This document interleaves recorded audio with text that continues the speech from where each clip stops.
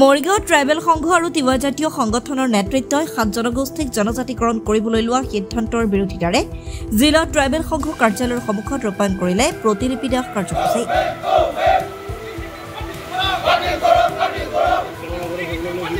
এই সন্দৰ্ভত মৰিগাঁও জিলা ট্ৰাইবেল সংঘৰ সম্পাদক জিতেন চন্দ্ৰ পাঠ্যৰ লগতে মন্তব্য আগবঢ়ালে কেন্দ্ৰীয় কাৰ্যনিৰ্বাহক সদস্যও।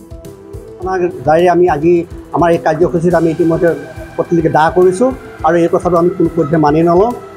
7টা জনগোষ্ঠী এতিয়া জনজাতিকৰণৰ যি ব্যৱস্থা কৰিছে এইটো আমি চৰকাৰক প্ৰতিবাদ কৰিছোঁ। এই মানে যিটো ব্যৱস্থা এই ব্যৱস্থাটো যাতে তেওঁলোকে সোনকালে এই অধিসূচনা জাৰি উঠাই লয় তাৰ বাবে আমি এই চেনেলৰ জৰিয়তে চৰকাৰক আমি সকীয়াই দিছোঁ আৰু পৰৱৰ্তী সময়ত আমি চৰকাৰৰ বিৰুদ্ধে বিভিন্ন ধৰণৰ কাৰ্যসূচী গ্ৰহণ কৰিবলৈ আমি বাধ্য হ'ম। মৰিগাঁও জিলা ট্ৰাইবেল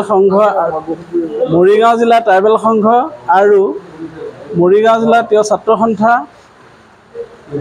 মৰিগাঁও জিলাত ট্ৰাইবেল ইউথ লীগে আজি যুটীয়াভাৱে যোৱা 18/8/2023 তাৰিখে 25 তাৰিখে যিখন অধিসূচনাৰ জৰিয়তে তিনিচুকীয়া জিলা মাৰ্ঘেৰিটা সমূহ জিলাৰো যি 2টা ট্ৰাইবেল বেল্ট আছিল তাৰে এটা ট্ৰাইবেল বেল্টটোত অসংৰক্ষিত 7টা জনগোষ্ঠীক সংৰক্ষিত শ্ৰেণীত অন্তৰ্ভুক্ত কৰিবলৈ চৰকাৰে যি ব্যৱস্থা গ্ৰহণ কৰিছে এই ব্যৱস্থাক সদৌ অসম ট্ৰাইবেল সংঘৰ লগতে মৰিগাঁও জিলা ট্ৰাইবেল সংঘই আমি তীব্ৰ বিৰোধিতা কৰিছোঁ আৰু অতি শীঘ্ৰে এই অধিসূচনাখন বাতিল কৰক, অন্যথাই মৰিগাঁও জিলা ট্ৰাইবেল সংঘৰ লগতে অসমৰ প্ৰতিটো জনগোষ্ঠীয় সংগঠনে তীব্ৰ প্ৰতিবাদ জৰিয়তে আন্দোলনৰ কাৰ্যসূচী ঘোষণা কৰিব আৰু আমি কোনো কাৰণতে এই দাবী মানি নলওঁ।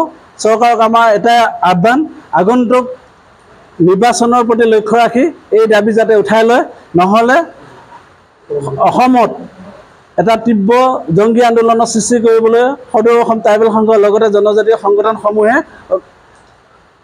ইয়াৰ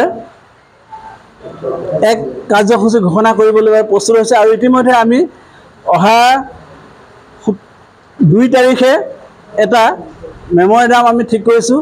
অসমৰ মুখ্যমন্ত্ৰীলৈ আমি এটা মেমৰেণ্ডাম দিম আমাৰ জনজাতীয় সমস্যাসমূহ আৰু এই বেল্ট ব্লকত অবৈধ বেদখলৰ যি জৰিয়তে বনিয়া শ্ৰেণীক বা বিদেশী বহিৰাগত কিছু ব্যৱসায়ক আনি পেলাই যি সংস্থাপন দিয়া বেপাৰ বাণিজ্য কৰা এটা যি ব্যৱস্থা কৰিব লৈছে চৰকাৰে, এই চৰকাৰক আমি সেইকাৰণে তীব্ৰ বিৰোধিতা কৰিছোঁ যাতে কোনো কাৰণতে ট্ৰাইবেল বেল্টত অবৈধ বনিয়া জনগোষ্ঠীক আনি পেলাই বেদখল সুবিধা কৰি নিদিয়ে আৰু অতি শীঘ্ৰে মূল লক্ষ্য যে কোনো কাৰণতে যে এই দাবীটো আমি মানি নলওঁ।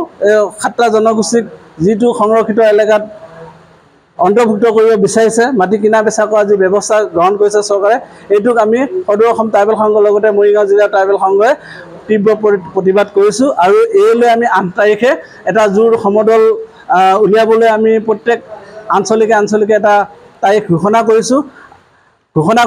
লগতে আমি চৰকাৰৰ বিৰুদ্ধে আগন্তুক দিনত যদি এই কাৰ্যসূচী বাতিল নকৰে বা এই 7টা জনগোষ্ঠীক ট্ৰাইবেল বেল্টত যি সংৰক্ষিত শ্ৰেণী অন্তৰ্ভুক্ত কৰিছে এইটো যদি বাতিল নকৰে তেতিয়াহ'লে আমি আগন্তুক দিনত চৰকাৰৰ বাবে গুৰুত্বপূৰ্ণ কিছুমান প্ৰস্তাৱ কাৰ্যসূচী গ্ৰহণ কৰিম, যিবিলাকৰ জৰিয়তে চৰকাৰৰ স্বাৰ্থত যাতে আঘাত সানিব পৰা কিছুমান কাৰ্যসূচী আমি গ্ৰহণ কৰিবলৈ প্ৰস্তুত থাকিম।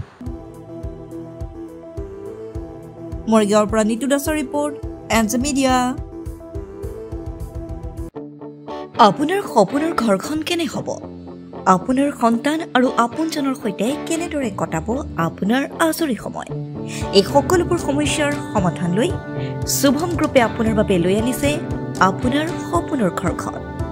362টা ফ্লেটযুক্ত শুভম গাৰ্ডেনৰ সফল নিৰ্মাণৰ পাছতে 20 বছৰৰ ভৰসা, 16টা প্ৰজেক্ট, 28 লাখ বৰ্গফুটৰ সম্পূৰ্ণ নিৰ্মাণ আৰু 15 লাখ বৰ্গফুটৰ চলিত প্ৰকল্প নিৰ্মাণৰ অভিজ্ঞতাৰে যোৰহাটত শুভম গ্ৰুপে নিৰ্মাণ কৰিছে দ্বিতীয়টো প্ৰজেক্ট শুভম পাৰ্ক।